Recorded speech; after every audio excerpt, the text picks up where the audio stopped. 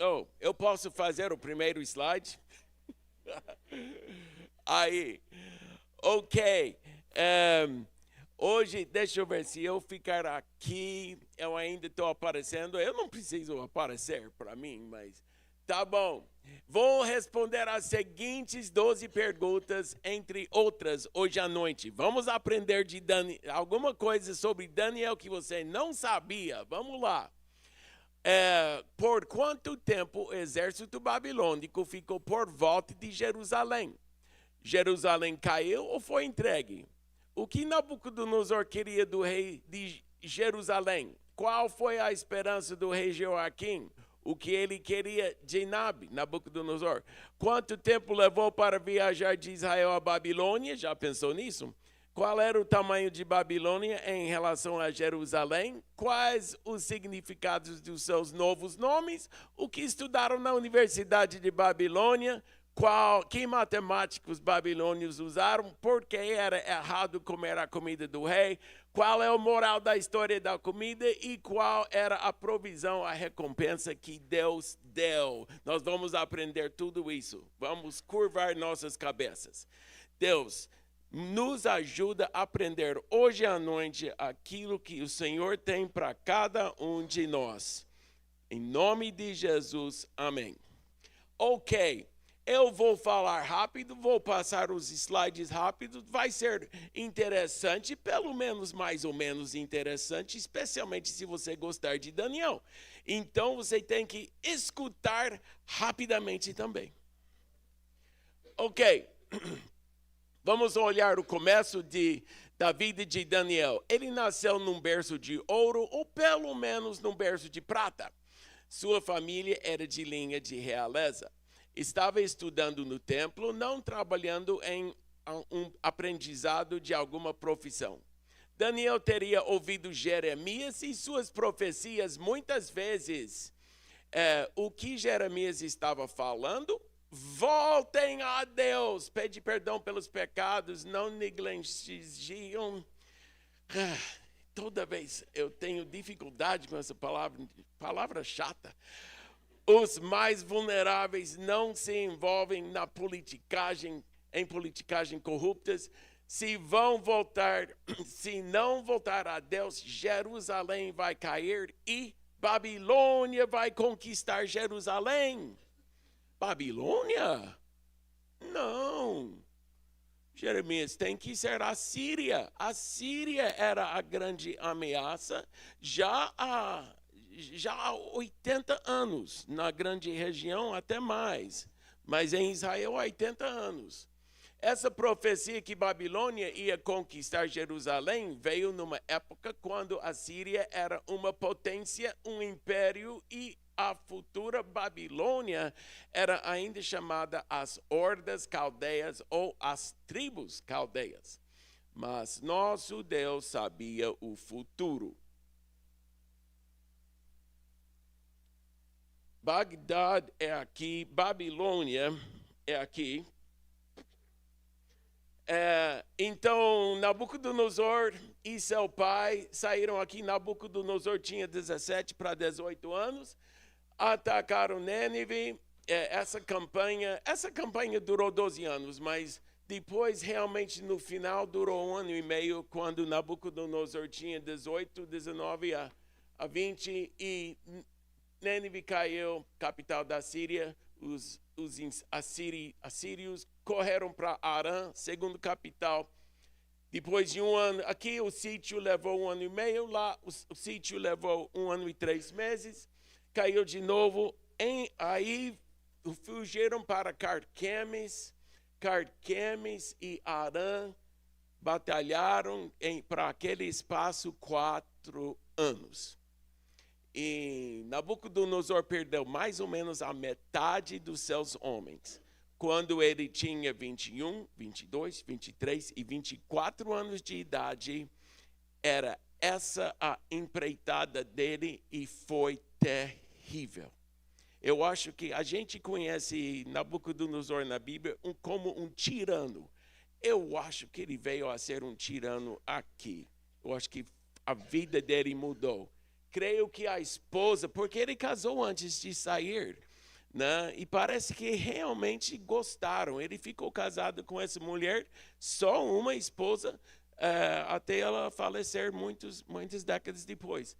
Eu acho que quando ele voltou, ela teria dito, depois das guerras, ele é outro homem, não o conheço mais. Penso eu, porque aqui foi difícil. Mas por quê? Por que foi tão difícil? Porque em Egito, que está lá naquela porta, é Egito. O faraó Neco do Egito subiu e ajudou os assírios, e por isso que demorou 4 anos. Mas Deus deu a vitória e desceram para Jerusalém. E por que não teve aquela outra? Perdeu um slide por aí, mas tudo bem. Aí conquistou a região inteira. Essa profecia que Babilônia ia conquistar Jerusalém veio numa época quando a Síria era uma potência, um império, e a futura Babilônia era chamado... por que será que está dando? Estou indo para trás.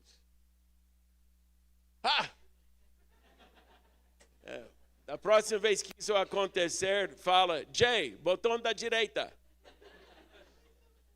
Agora veio o império inteiro. Agora você vê que eles conquistaram Mesopotâmia, e para cá e para lá. Ok.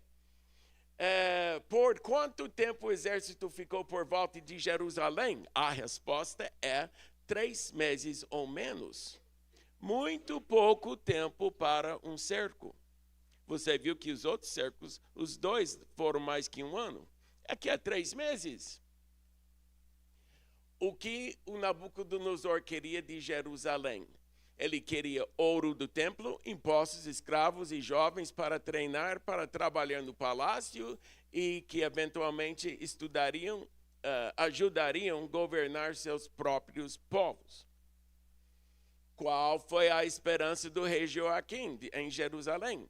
Ele queria continuar vivo, que geralmente não acontecia. Queria continuar no trono, acabar com seus inimigos políticos. 605 era um grande ano para Nabucodonosor e um ano de muita sorte para Joaquim, né? Não acredito em sorte, mas popularmente seria assim. Eles sitiaram a cidade de Jerusalém, a última cidade da conquista, em setembro. O pai de Nabucodonosor morreu em julho, em Babilônia, mas eles não sabiam em julho por causa da distância. Levou alguns meses para receber a notícia e ele voltar. Portanto, Nabi voltou às pressas para ser coroado rei, ainda em 605. Nabi diz ao seu general em Jerusalém, faz qualquer negócio, acabe com esse cerco, a conquista termina, o reinado começa, e estou cheio de guerras, eu não quero perder mais homens, agora eu vou ser coroado rei, não posso ficar com os exércitos para cá, numa empreitada de cerco, faz algum negócio e termine com isso. Sorte de Joaquim. Será que dá negócio? Nabucodonosor quer ouro, escravos, impostos. Joaquim quer continuar vivo, ficar no trono e acabar com seus inimigos políticos. Negócio feito. Joaquim abriu os portões da muralha de Jerusalém e entregou seu povo e sua cidade aos babilônios, e ele continuou no trono. Não! Que horror! Nosso rei nos entregou de mão beijada ao próprio inimigo. Jerusalém caiu ou foi entregue? Foi entregue pelo próprio rei. Mas por que o rei entregaria o próprio povo ao inimigo? Porque queria ficar no trono e queria não morrer. O famoso toma lá da cá já estava presente em Jerusalém. E nem falavam português. Instruções para os soldados babilônios seria mais ou menos: Matar as pessoas na lista negra do rei Joaquim. Imagino que os pais de Daniel estavam nessa lista. Separar escravos entre 12 e 30 ou 35 anos de idade para serem leiloados em Babilônia. Somente pessoas que tenham boa saúde, que possam carregar alguma coisa durante a viagem. Foi assim que os espólios de guerra chegaram no destino final, carregados por escravos. Desses escravos, separe os estudantes de descendência real com boa aptidão para aprender os costumes e ensinamentos dos caldeus, de boa aparência que podem servir no palácio. Isso daí é um verso da Bíblia. Esses não serão vendidos no leilão na Babilônia. Vão direto para a universidade. Se não aprovarem, serão leiloados depois. E você já viu situação piorar e piorar sem resposta de oração, e quando finalmente vem a resposta é a resposta que você não queria? Está numa situação sem saída agora na sua vida?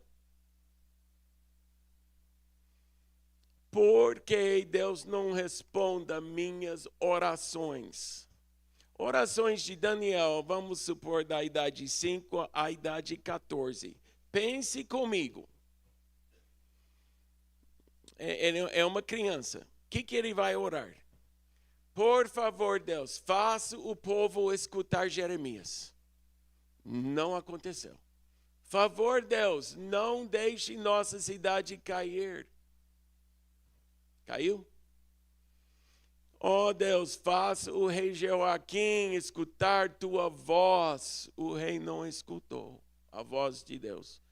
Por favor, Deus, não deixe eu ser separado da minha família. Deus não respondeu essa.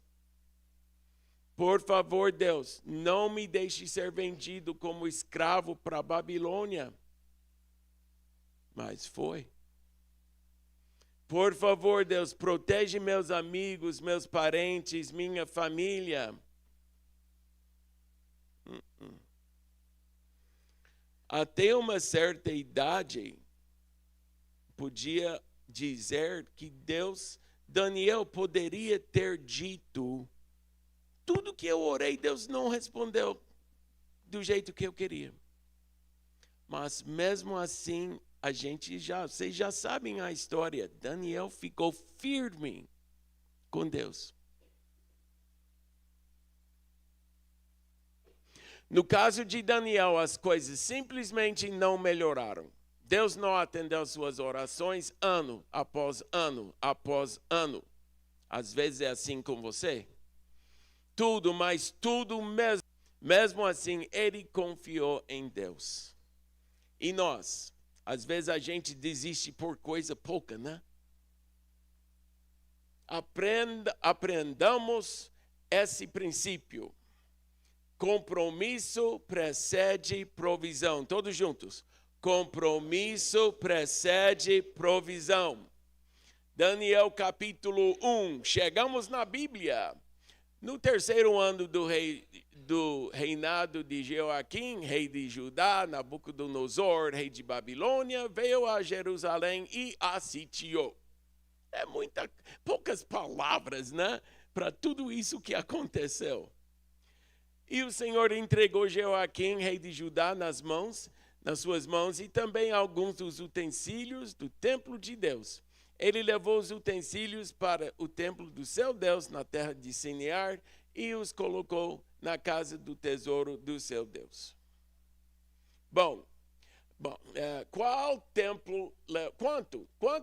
Quanto tempo levou para viajar de Israel a Babilônia? Qual é a distância? 900 quilômetros. Sabe como eu sei? Fui no Google Earth, botei um ponto lá, botei outro ponto em Babilônia, deu 892, então 900 quilômetros. E eu pesquisei, e daria entre 1 e 3 meses de camelo, mas só de camelo, porque a terra é assim, é um deserto, a maior parte.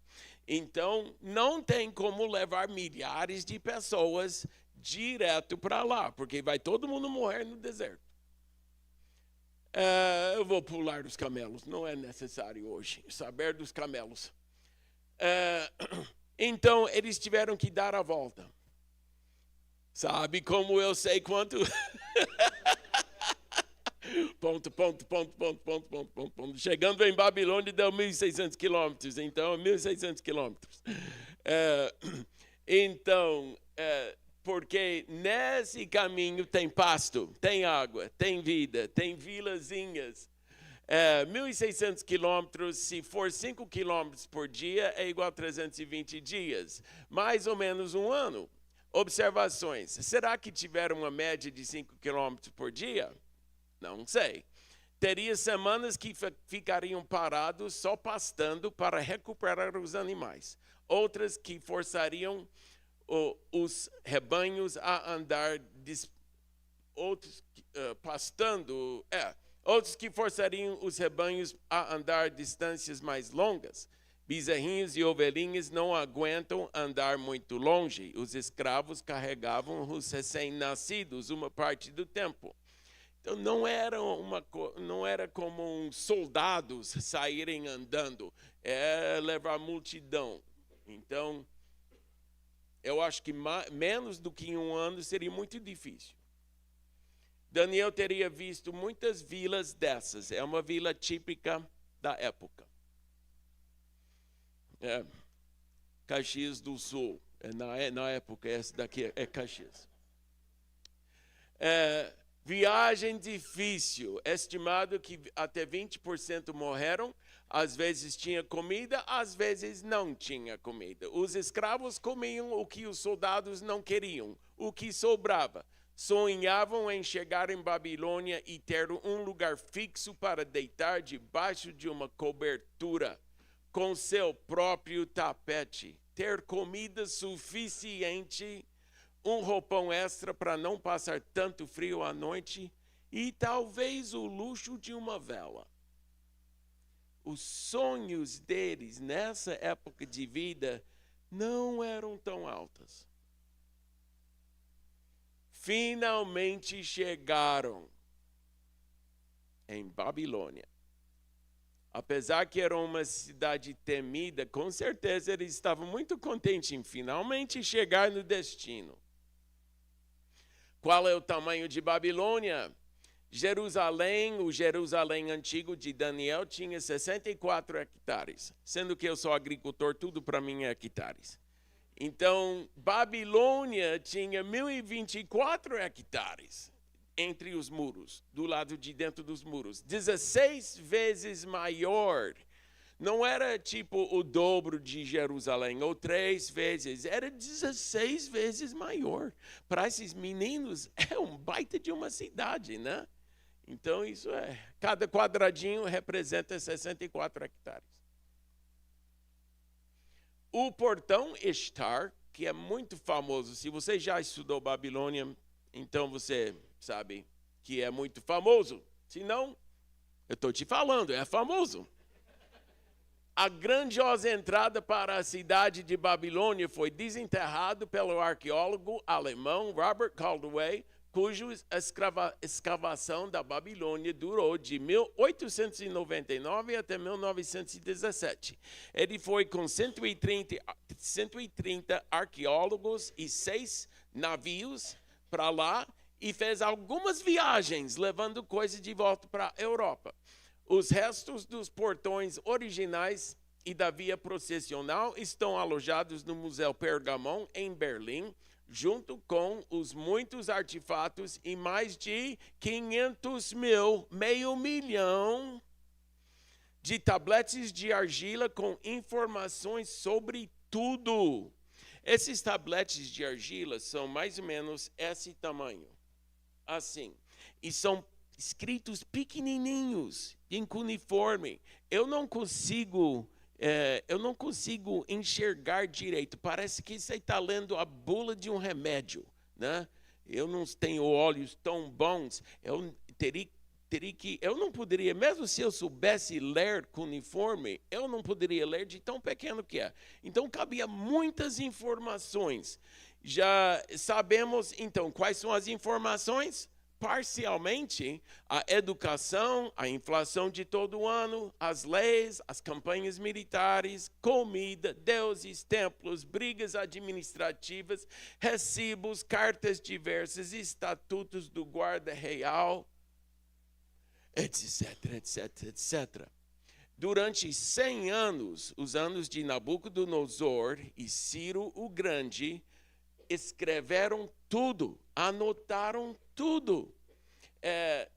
Nabu, o deus Nabu, era o deus de conhecimento, livros e sabedoria. Era o deus pessoal de Nabucodonosor, Nabucodonosor. Então, o deus dele, Deus, né? Deus pequeno D, entre aspas, era esse Deus. Então, ele achou que tinha pelo Deus dele, de escrever tudo. Então, era uma missão na vida dele de anotar tudo o que aconteceu. E graças a Deus foi como nós sabemos as coisas hoje. Ok, esse daqui é o portão famoso, o portão Ishtar. É em Alemanha, em Berlim, no Museu Pergamon. Está em reforma agora, mas 3 anos atrás, nosso filho Jason estava lá e passou pelo portão. Ele escreveu, né, no WhatsApp: pai, eu passei pelo portão Ishtar. Hoje, isso não é uma réplica, é o portão Ishtar. Então, olha o tamanho das pessoas. Você vê o tamanho do portão. Comida, estudos e nomes.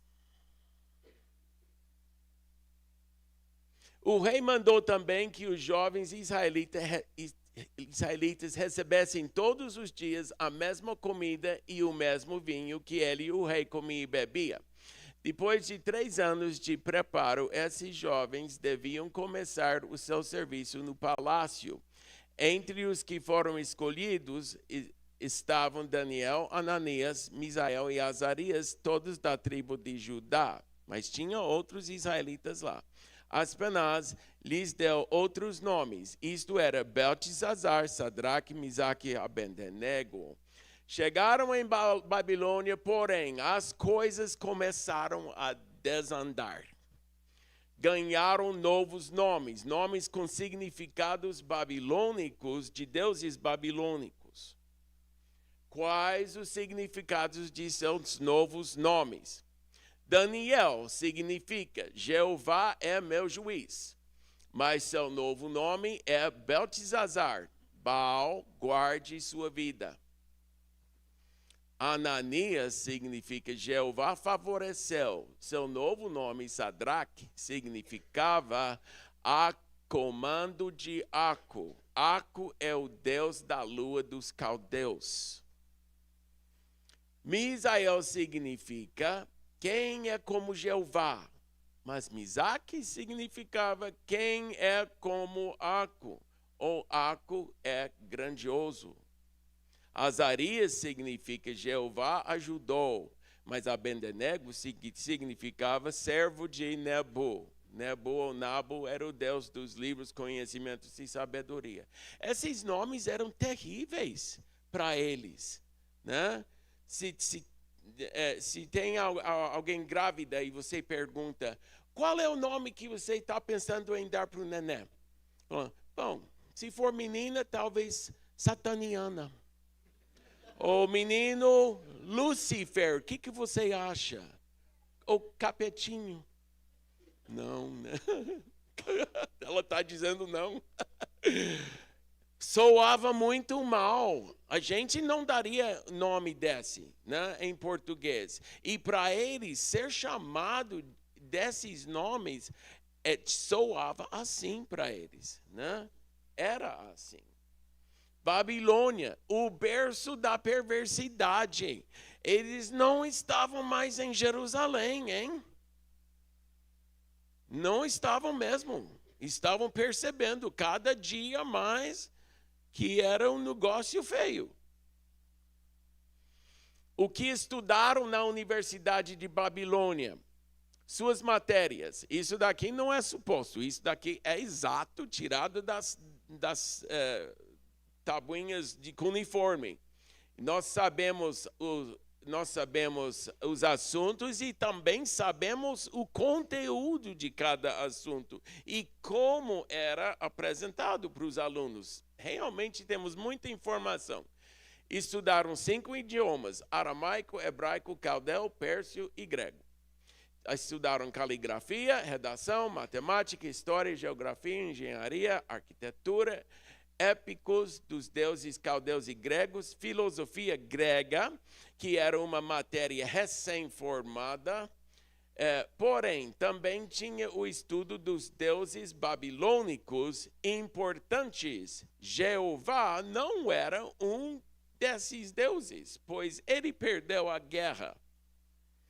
A ideia deles era de que Bel-Marduk ganhou a guerra, então seu Deus, Jeová, ele não é muito importante, pois se ele fosse importante e poderoso, ele não teria perdido a guerra, ele perdeu. Essa era a visão deles, né? Agora, a visão dos judeus era nós pecamos, né? Deus profetizou isso. Se nós não nos arrependermos dos nossos pecados, ele vai vender a gente para a Babilônia por 70 anos. Era profetizado. E ocorreu porque eles não se arrependeram. Então, essa era a versão correta, era a visão dos judeus. Mas eles estavam em Babilônia. E lá dizem, não, seu Deus é fraco, ele perdeu a guerra. Continuando, Baal, Zeus, Bel-Marduk e Nabu eram os 3 deuses mais importantes. Diversas orações de dedicação, ação de graça e adoração tinham que ser memorizadas a esses deuses demoníacos.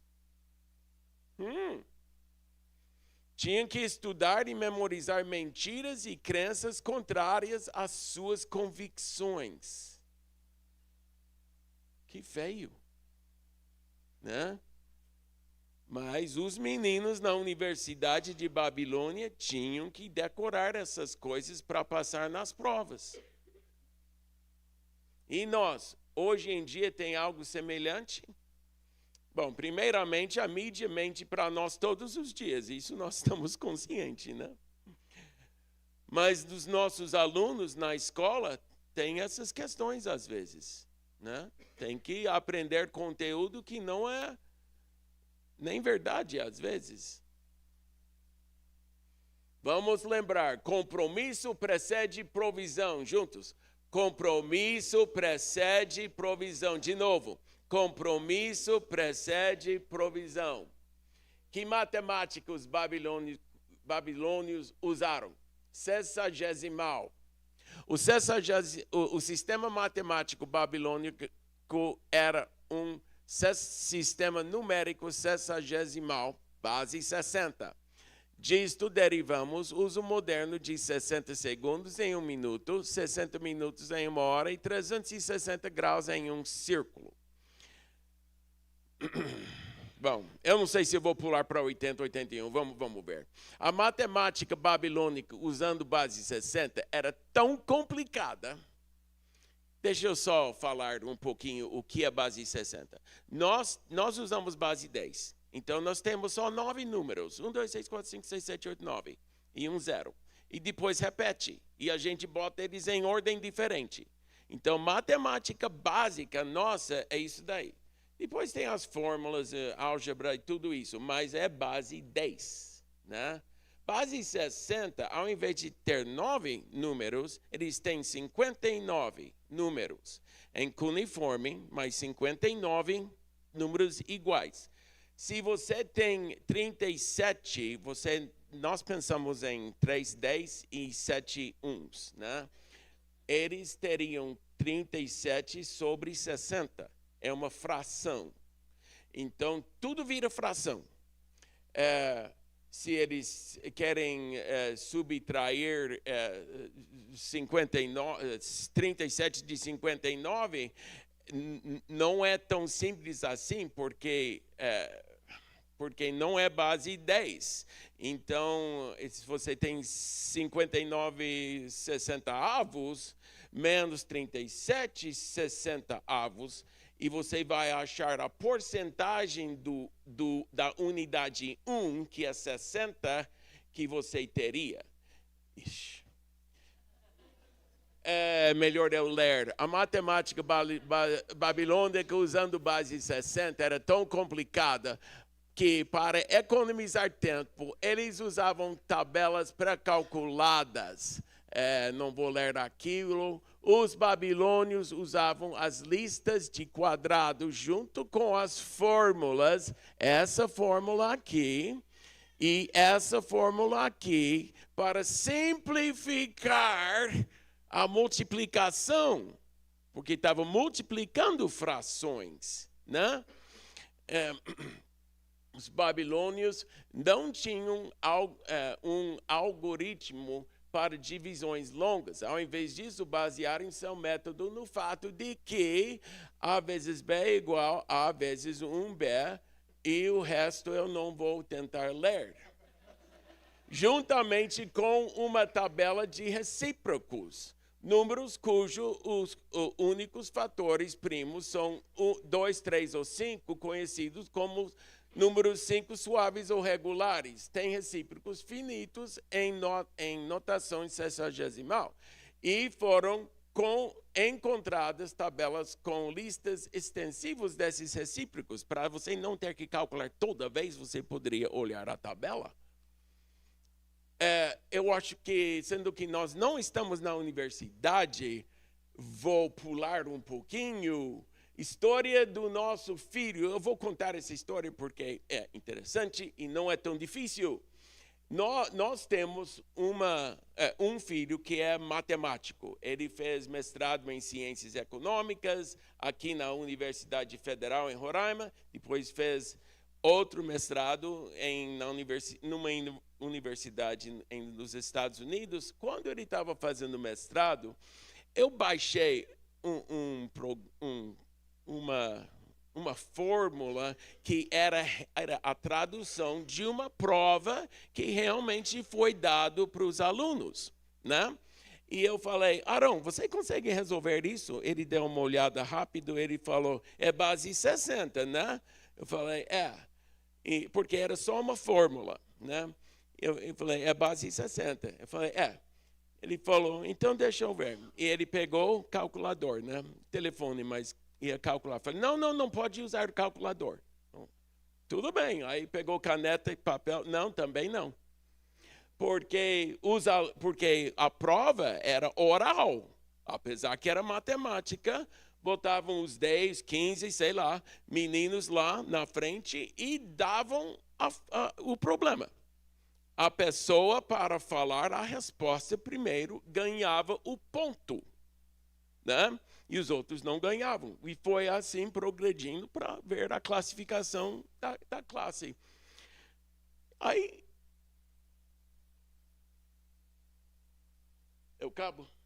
cabo eu não tenho, então. Tá? Ok. Eu vou contar minha história enquanto resolve o problema técnico. Aí ele ficou pensando, né? E demorou muito. Tentando não exagerar, eu vou falar entre 5 e 10 minutos. E nós estávamos na mesa juntos. E eu quase chamei, Arão, você está comigo ainda? Mas eu não quis perturbar ele. E depois ele falou, pai, eu sei o que é. Posso escrever? Falei, pode. Aí ele escreveu uma fórmula. Blá, blá, blá. Aí ele falou, é isso, porque eu tinha a resposta, né? Eu tinha copiado o problema e a resposta. E ele acertou. Eu falei, tá bom, talvez eu vou falar isso em público. O que eu posso falar disso? O que você aprendeu disso? O que eu posso aprender? Ele falou, pai, eu gostaria de saber qual é o QI desse pessoal. Ele falou, eu achei muito difícil porque tem que raciocinar em 3 níveis sem perder o fio da meada em cada um. Né? Resolve aqui uma parte, depois você puxa para cá, depois você lembra onde é que estava aqui, se não bateu, você faz de novo aqui com uma outra hipótese, e depois você puxa para cá e faz a comparação, às vezes tem que voltar para cá. E ele falou, eu tive que fazer isso várias vezes, porque se eu pudesse anotar, eu teria resolvido bem mais rápido.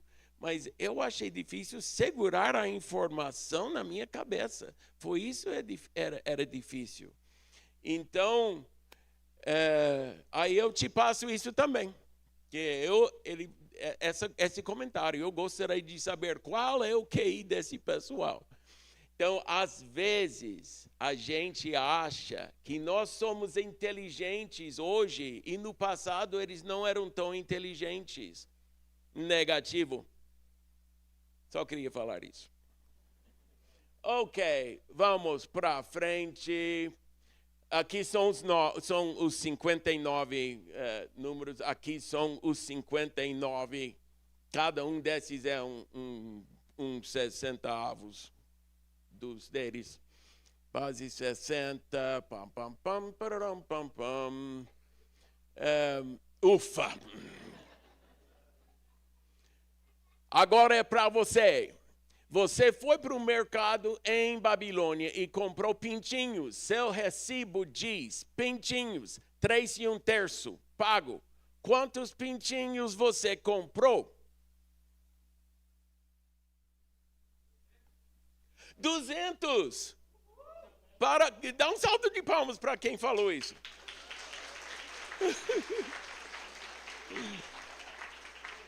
É 3 unidades de 60, dá 180, mais 1/3 de 60 é 20, somando os dois dá 200. Você comprou 200 pentinhos, tomara que você tenha um lugar no seu quintal para seus 200 pentinhos. Ok, só que misturaram ciência com coisas que não era verdadeiro, tipo crenças sobre seus deuses. Eles tinham a própria criação do mundo, segundo eles, foi feito por Bel-Marduk, que dividiu o Tiamat e criou os céus e a terra. Quem era o criador dos céus e a terra? Bel-Marduk, todo mundo sabe disso. Ah, não, é Jeová. Vai falar de Jeová, ele perdeu a guerra.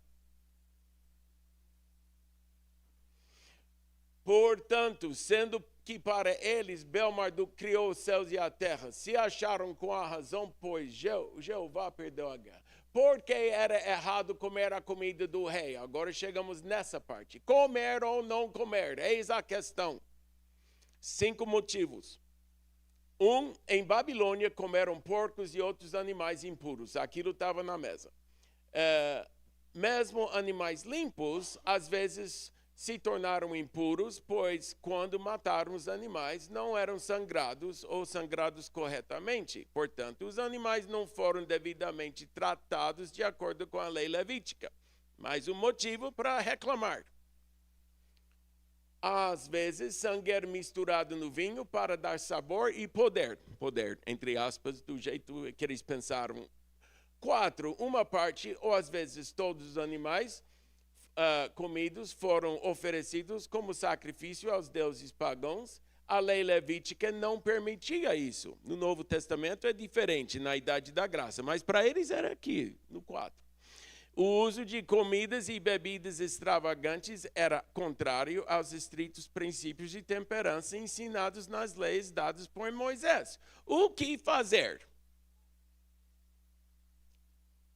Nós temos quantos minutos? Eu quero saber. Bem pouco. Então, nós vamos para frente.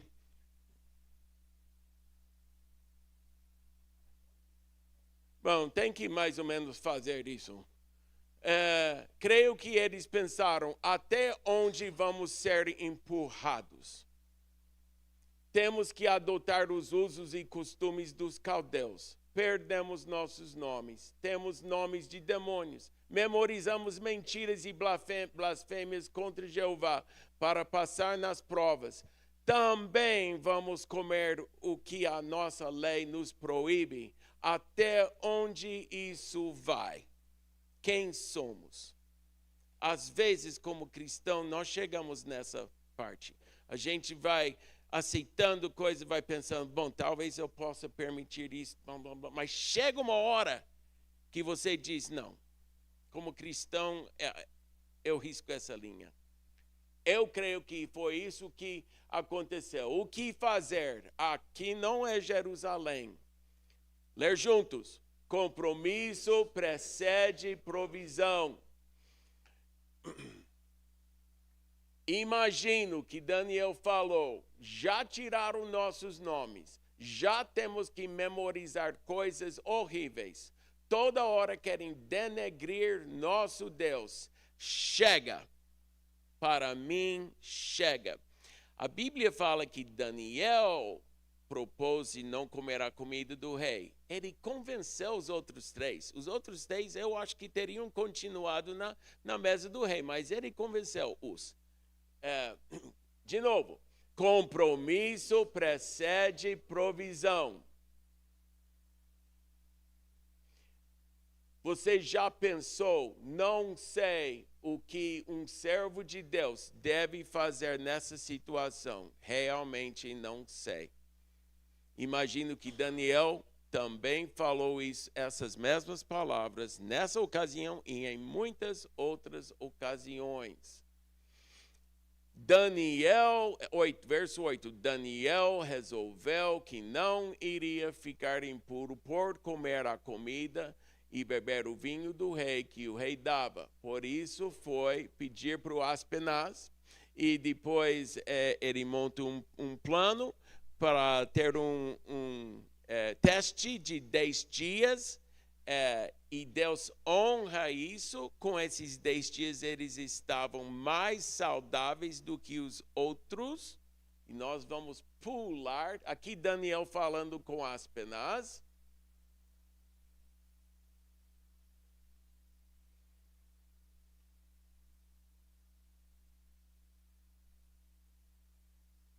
Aspenaz tinha o responsável, o mordomo e Daniel. Ele falou com Aspenaz e com o mordomo. Ele pulou o responsável, mas não sei porquê, mas Daniel sempre tinha estratégias. O plano de 10 dias. No fim dos 10 dias, Daniel e seus 3 amigos pareciam mais saudáveis e mais bem alimentados que os jovens que tinham comido a comida real. O mordomo passou a dar-lhes unicamente vegetais e água, retirando-lhes da alimentação dos outros ricos pratos e os vinhos.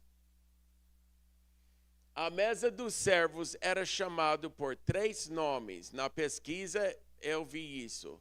Era a mesa dos vegetais, a mesa dos servos e a mesa de pão e água. Entre 1.000 e 3.000 pessoas tomaram cada refeição na mesa dos servos. A mesa da comida melhor era chamada sempre a mesa da comida do rei. Entre 400 e 700 pessoas comeram cada refeição na mesa do rei. Deus concedeu a estes 4 moços uma grande capacidade de aprendizagem, de tal forma que em breve dominavam os conhecimentos e a cultura daquele tempo. E Deus deu mesmo a Daniel uma competência especial para compreender os significados de sonhos e visões. Deus operou na circunstância e honrou o compromisso que eles tinham feito para servi-lo. Compromisso precede provisão. Qual é o moral da história da comida? Compromisso precede provisão. É o moral de novo. Compromisso precede provisão. Lembrando, por um tempo, Daniel e seus amigos, as coisas só foram de mal para pior. Seu país foi invadido, foram tirados de suas famílias, foram tocados até Babilônia, ganharam nomes terríveis, estudaram blasfêmias contra Deus, mas não deixaram isso internalizar. Obrigado. E chega. Seu compromisso, não comer a comida do rei. Se eles tivessem comido a comida do rei, Deus ainda ia honrar eles? Talvez. Mas creio eu que não seria da mesma forma, né? Deus honrou o compromisso que eles tinham com ele. Na nossa parte, está faltando compromisso com Deus? Obviamente eu não sei. Só você que sabe. Só eu que sei. De novo, compromisso precede provisão. No fim dos 3 anos, Aspenaz levou todos os jovens até a presença do rei. Este falou com eles, e entre todos não havia quem se comparasse com Daniel, Ananias, Misael e Azarias. Por isso ficaram trabalhando no palácio. Todas as vezes que o rei fazia perguntas a respeito de qualquer assunto que exigia inteligência ou conhecimento, descobria que os 4 eram 10 vezes mais inteligentes do que todos os sábios e adivinhos de Babilônia e sabiam bem a base 60. E Daniel ficou no palácio real até o ano em que o rei Ciro começou a governar Babilônia, que era muitas décadas depois. Qual era a provisão que Deus deu? Era que os 4 eram 10 vezes mais inteligentes do que todos os sábios e adivinhos de toda Babilônia. 3 vezes. Compromisso precede provisão. Compromisso precede provisão. Compromisso precede provisão. Seja comprometido. Amém.